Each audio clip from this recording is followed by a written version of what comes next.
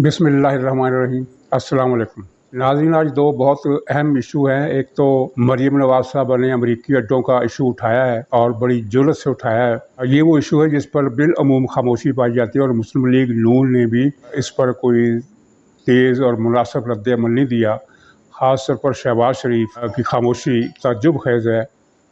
उनके तर्ज़ अमल से तो पता चलता है कि पाकिस्तान और उसके अवाम को दरपेश मसाइल के बारे में शहबाज शरीफ कुछ कहना मुनासिब नहीं समझते। उन्होंने चुप का रोज़ा रखा हुआ है। लेकिन मरीम नवाज़ ने इस पर गुफ्तगू की है और ये वो मसला है जिस पर पाकिस्तान की हुकूमत पहले तरदीद करती रही है कि अमेरिका को अड्डे नहीं दिए जा रहे।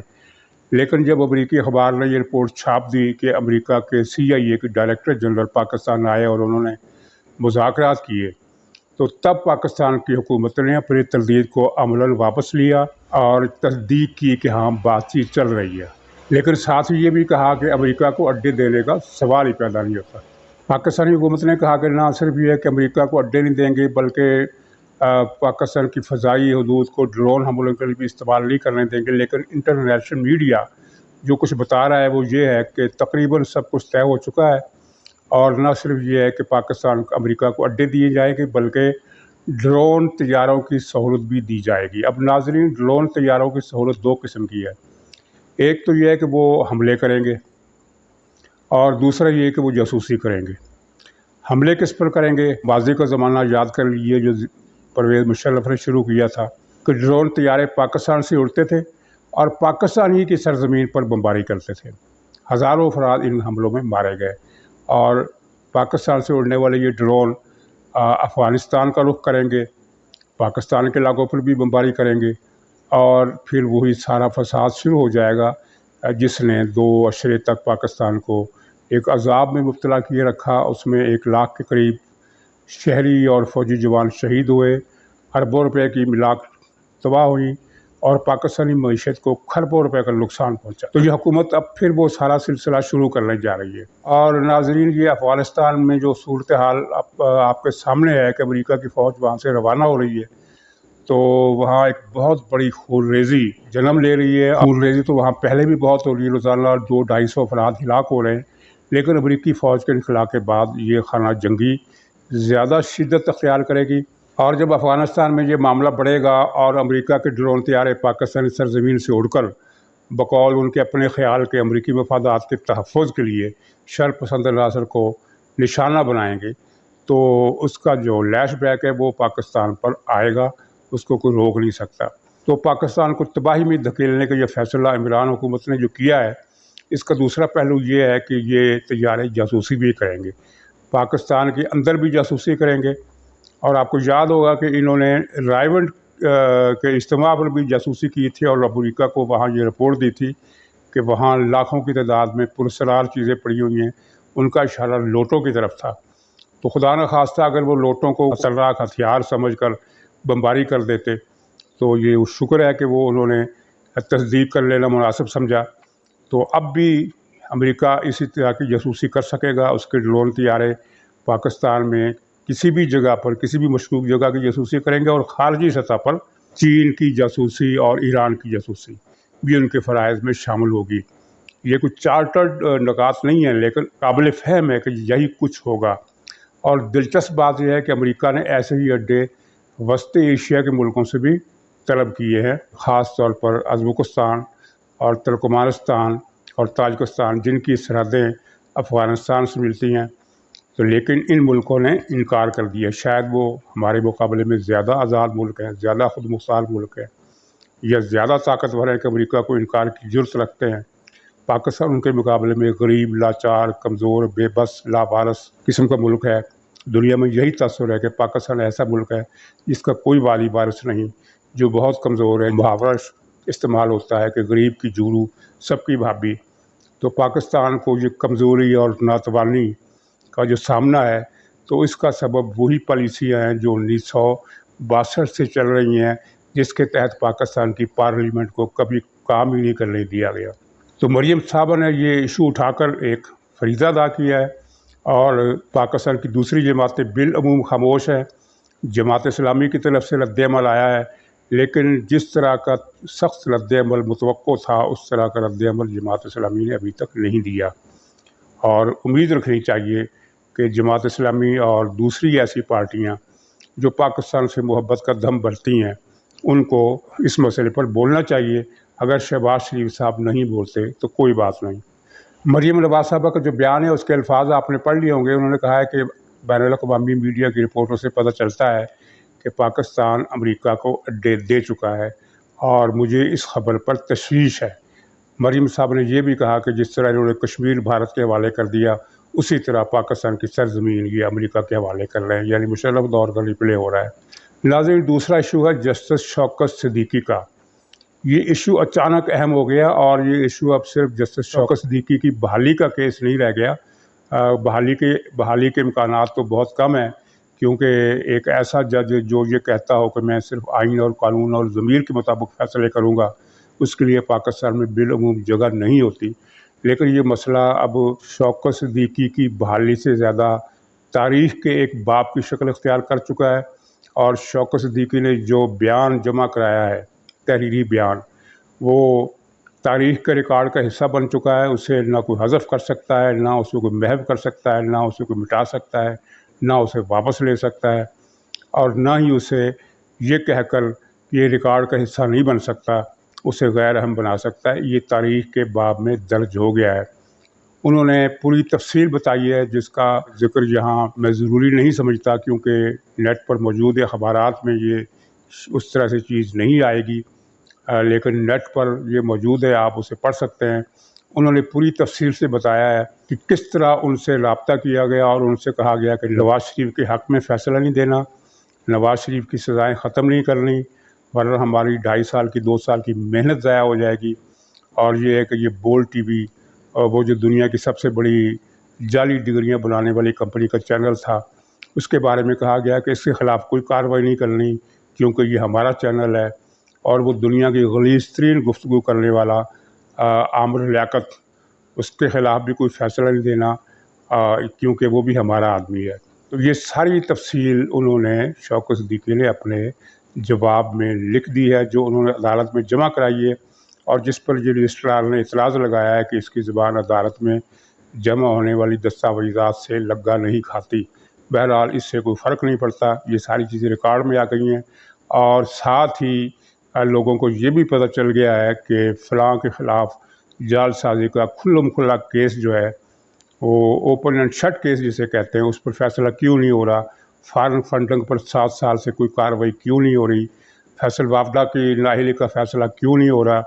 اسی طریقے سے 50 معاملات اور ہیں جن میں سے بیشتر کا تعلق عمران خان اور پی ٹی آئی سے ہے، اور باقی کا تعلق راؤ الوار ہے، عزیر بلوچ ہے، اس طرح کی بے شمار مثالیں ہیں۔ تو لوگوں کو یہ بات سمجھ میں آنا شروع ہو گئی ہے کہ آخر کیا وجہ ہوتی ہے کہ ان کیسوں کے فیصلے نہیں ہوتے، اور کیا وجہ ہوتی ہے کہ کچھ لوگوں کو فٹافٹ سزا سنا دی جاتی ہے۔ اب یہاں لوگ مطالبات کر رہے ہیں سپریم کورٹ سے، پتہ نہیں انہیں مطالبات یہ سپریم کورٹ سے کرنے چاہیے یا نہیں کرنے چاہیے، لیکن ان کے مطالبات ہیں کہ شوکت صدیقی کے الزامات کی تفتیش کے لیے تحقیقات کا ایک تحقیقاتی ٹریبونل بننا چاہیے، ایک تحقیقاتی کمیشن بننا چاہیے، اور اگر یہ الزامات جھوٹے ہیں تو شوکت صدیقی کو سزا ملنی چاہیے، اور اگر الزامات سچے ہیں تو پھر ان تمام کارروائیوں اور مقدمات کا اصل نو فیصلہ کیا جائے جن میں ایک خاص سیاسی پارٹی کو نشانہ بنایا گیا اور اس کے لیڈروں کو نااہل کیا گیا، اور کسی ثبوت کے نہ ہونے کے باوجود، یعنی یہ بات فیصلے میں لکھی گئی ہے کہ ثبوت موجود نہیں ہے، لیکن 7 سال قید کی سزا دی گئی، اور سزا کی بنیاد یہ اس بات کو بنایا گیا کہ چونکہ ملزم جو تھا وہ اپنی بریت ثابت نہیں کر سکا، ساری دنیا کے اصول کے برعکس کہ ملزم کو ملزم ثابت کرنا استغاثہ کی ذمہ داری ہوتی ہے، یعنی وہ پارٹی جو ملزم کو سزا دلوانا چاہتی ہے اس کو ثبوت دینا ہوتے ہیں کہ ملزم نے یہ فلاں جرم کیا، لیکن یہاں کیس میں باقاعدہ لکھ دیا گیا کہ ثبوت کوئی موجود نہیں ہے کرپشن کا، لیکن 7 سال کی نااہلی، 7 سال کی سزا اور نااہلی وغیرہ کے مقدمات۔ تو یہ سپریم کورٹ کے دیکھنے کے کام ہے کہ اگر شوکت صدیقی کے الزامات درست ہیں اور واقعات و حالات اس کی تصدیق کرتے ہیں تو ان سارے مقدمات کو از سے نو جائزے کی ضرورت ہے، اور शौकत सिद्दीकी ने कुछ बड़े लोगों के लिए मुश्किलात पैदा कर दी हैं, क्योंकि जो भी वो ये शख्सियात चाहे कितनी ही महफूज और बाअसर और ताकतवर क्यों ना हो, तारीख़ के दामन में इनका किरदार साफ अल्फाज में प्रिंट हो गया है, जिसे अब मिटाना किसी कंप्यूटर के बस की बात नहीं है। नाज़रीन, एक दो खबरें और छोटी छोटी। एक चेयरमैन नैब ने आज से तकरीबन 5 हफ्ते पहले एक बयान दिया था कि उन्होंने रावलपिंडी के रिंग रोड मंसूबे का नोटिस ले लिया। तासुर ये देना था कि हम किसी हुकूमती पार्टी की फेवर नहीं कर रहे और हम फेस नहीं केस देखते हैं, लेकिन 1 महीने से ज़्यादा अरसा हो गया और पता ये चला है कि नैब के हेडक्वार्टर की तरफ से यानी चेयरमैन नैब की तरफ से रावलपिंडी नैब के ब्यूरो ऑफिस को इस बारे में कोई हदायतनामा जारी नहीं किया गया कि कुछ तहकीकात होनी है या नहीं। यानी चेयरमैन नैब साहब ने हस्बे मामूल एक और फरार किया है, एक और झूठ बोला है और उनकी जुर्रत नहीं है कि वो रावलपिंडी रिंग रोड के मंसूबे को हाथ भी लगा सके। और यही मामला वो गवर्नमेंट के दूसरे मंसूबों के बारे में, जिनके बारे में उनके अक्सर बयानात आया करते हैं कि हमने फ़लाँ चीज़ का भी नोटिस ले लिया, फ़लाँ केस भी हमारे सामने। हकीकत में गवर्नमेंट के ख़िलाफ़ किसी केस को चेयरमैन नैब ने छेड़ा ही नहीं है और ना वो कभी छेड़ेंगे। इसलिए गुज़श्ता रोज़ मरीम नवाज़ साहबा ने कहा चेयरमैन नैब जावेद इकबाल जो है इमरान खान का कठपुतली है, इमरान खान का आला कार है। तो नाज़रीन, आखिर में ये बिजली के मसले पर सुन लीजिए कि पाकिस्तान के मुख्तलिफ़ शहरों में अचानक बदतरीन लोड शेडिंग शुरू हो गई है और वो यूसुफ रज़ा गिलानी का ज़माना लौट आया है जब 12 से 14 घंटे लोड शेड होती थी। इस वक्त भी पाकिस्तान के बाकी इलाकों में 12 से 14 घंटे तक या 16 घंटे तक और पख्तूनख्वा के इलाकों में 22 घंटे तक लोड शेडिंग हो रही है। लेकिन यूसुफ रज़ा गिलानी के ज़माने की लोड शेडिंग और इस ज़माने की लोड शेडिंग का फ़र्क ये है कि उस वक्त बिजली के बहरान था, इस वक्त बिजली के बहरान नहीं है। पिछली हुकूमत बिजली के मंसूबे लगाकर लोड शेडिंग को ख़त्म कर चुकी थी और इस बात का एतराफ़ ख़ुद इमरान खान और उनकी हुकूमत के वज़ीर ताना देने के अंदाज़ में बार बार कर चुके हैं कि पिछली हुकूमत ने इतनी ज़्यादा बिजली पैदा कर दी है कि उतनी कंजम्पशन नहीं है, इसलिए बिजली ज़ाया हो रही है। अगर इनका यह बयान दुरुस्त है तो फिर ये लोड शेडिंग क्यों हो रही है? नाज़रीन, ये लोड शेडिंग इसलिए हो रही है कि 3 चीज़ों का मिलाप हो गया। एक करप्शन, और दूसरा नाअहली और बेज़ाब्तगी, और तीसरा लाइन लॉसेस में इजाफा जो पिछली हुकूमत ने कम कर दिया था। करप्शन का किस्सा ये है कि जो फ्यूल इस्तेमाल होता है बिजली की तैयारी में उसमें बहुत बड़े पैमाने पर घपले किए गए हैं, खुर्द बुर्द किया गया है। तो उस खुर्द बुर्द का खमियाजा लोड शेडिंग की सूरत में निकल रहा है। और दूसरा ये बद इंतज़ामी जो तहरीक इंसाफ की हुकूमत का एक हादसा है, उसकी पहचान है कि हर मसले में उसने तबाही फैलानी है, हर मसले को उसने बर्बाद करना है, चलती हुई चीज़ को रोकना है, रुकी हुई चीज़ को गिरा देना है, तोड़ देना है। पूरे पाकिस्तान के हर शोबा ज़िंदगी को तहरीक इंसाफ ने इमरान खान की क़यादत में जिस तरह तबाह व बर्बाद किया है, उसकी एक निशानी तो आपने ये देख ली कि दूसरे दिन भी बहुत बड़ा हादसा होते होते रह गया। पटड़ी से गाड़ी उतर गई, बचत हो गई, लेकिन हादसे की शिद्दत इसलिए हम कम नहीं कर सकते कि पटड़ी से गाड़ी का उतरना ही बहुत बड़े हादसे का मूजब हो सकता है। तो नाज़रीन, क्यों ना हो, माजी में हर हुकूमत ने रेलवे की मेंटेनेंस के लिए अरबों रुपए की रकम मुख्तस करने का एक सिलसिला शुरू कर रखा था, जो अब तक जारी था। मिसाल के तौर पर पिछली नवाज गवर्नमेंट ने रेलवे की मेंटेनेंस पर 64 अरब रुपए का बजट रखा हुआ था। तो इमरान खान ने आते ही हस्बे आदत हर चीज़ को तबाह करने की जो उनका शौक़ है, जो उनकी आदत है, जो उनकी इल्लत है, उसके तहत रेलवे के ये मेंटेनेंस का बजट कम करके 16 अरब रुपए कर दिया। अब 16 अरब रुपए जब इतनी कम रकम होगी तो रेलवे की पटरियों की मुरम्मत का काम ख़त्म हो गया।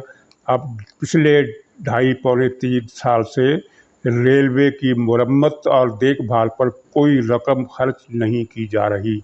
इसके नतीजे में ये हमने देखा कि 2.5 साल में पाकिस्तान की तारीख़ के सबसे ज़्यादा रेल एक्सीडेंट हुए और आइंदा भी होते रहेंगे, क्योंकि जब तक ये हुकूमत मौजूद है इसने तय कर लिया है कि किसी शोबे ज़िंदगी को तबाह किए बगैर नहीं छोड़ना है। नाज़रीन, इसी पर खुदा हाफ़िज़।